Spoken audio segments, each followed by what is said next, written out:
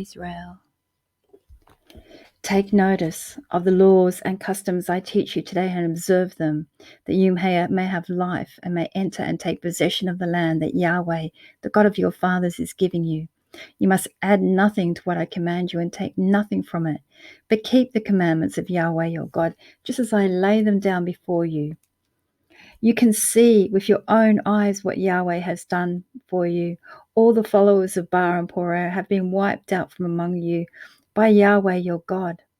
But all you who have stayed faithful to Yahweh your God are still alive today.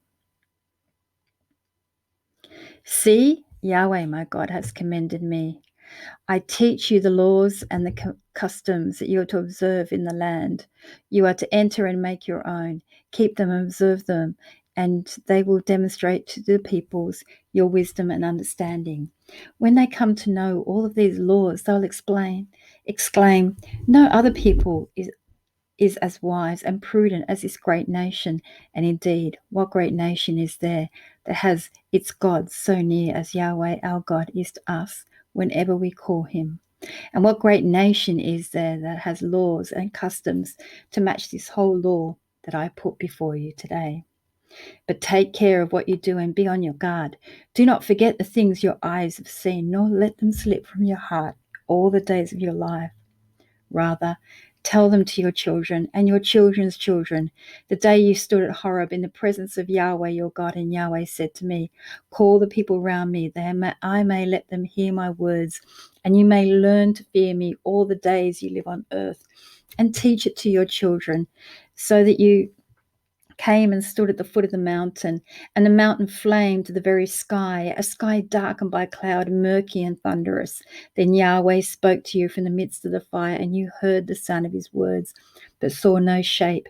There was only a voice. And Yahweh revealed his covenant to you and commanded you to observe it. The 10 sayings, the 10 commandments, which he inscribed on 2 tablets of stone.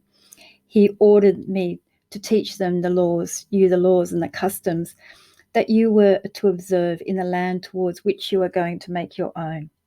Take care of what you do, therefore, since you saw no shape on that day at Horeb, and Yahweh spoke to you from the midst of a fire. See that you do not act perversely, making yourself carved images in the shape of anything at all, but the likeness of a man or woman, or any beast on earth, or of any bird that flies, or of any reptile that crawls on the ground, or any fish in the waters or under the earth. When you raise your eyes to heaven, when you see the sun, the moon, the stars, all the array of heaven, do not be tempted to worship them and serve them. Yahweh your God has allotted them to the peoples under heaven. But for you, Yahweh has taken you and brought you out of the furnace of iron from Egypt to be a people of his own. You still are who you still are today. Yahweh has been angry with me on your account, has sworn that I shall not cross the Jordan or enter the prosperous land where Yahweh your God has been giving you your heritage. Yes, I am to die in this country. I shall not go across the Jordan. You will go over and take possession of that rich land. Take care, therefore, and do not forget the covenant which Yahweh your God has made with you by making a carved image of anything that Yahweh your God has forbidden you. For Yahweh your God is a consuming fire, a jealous God. When you have begotten children and grandchildren, and you have lived long in the land, if you act perversely, making a carved image in the one shape or another, that doing something that displeases Yahweh and angers him, on that day I will call heaven and earth to witness against you, and at once you will vanish from the land which you are crossing the Jordan to possess. You shall not live there long.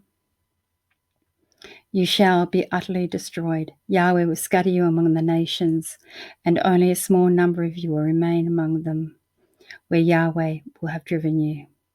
There you will pay service to a gods that human hands have made of wood, that cannot see or hear or smell. But you will seek Yahweh your God from there, and if you seek him with all your heart and with all your soul, you shall find him. In your distress, all that I have said will overtake you, but in the end of your days you will return to Yahweh your God and listen to his voice. For Yahweh your God is merciful and will not destroy or desert you or forget the covenant he's made an oath with you and your fathers. Put this question then to the ages that are past, that went before you from the time God created man on earth. Was there ever a word so majestic from one heaven to the other? Was anything ever heard? Did ever a people hear a voice of a living God speaking from the heart of a fire as you heard it, and remain alive? Has any God ventured to take on himself one nation from the midst of another by ordeals, signs, wonders, war, and a mighty hand and an outstretched arm, by fearsome terrors?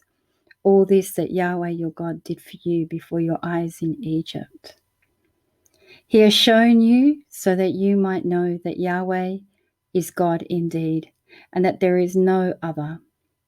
He let you hear his voice out of heaven for your instruction on earth. He let you see the great fire, and from the heart of the fire you heard his word, because he loved your fathers and chose their descendants after them. He brought you out of Egypt, openly showing his presence and his great power, driving out in front of you nations greater and more powerful than yourself, and brought you to their land and to give it to you for your heritage, as it is still today. Understand this today, therefore, and take it to heart. Yahweh is God indeed, in heaven above as on earth beneath. He and no other. Keep his laws and his commandments as I give them to you today, that you and your children may prosper and live long in the land that Yahweh, your God, gives you forever.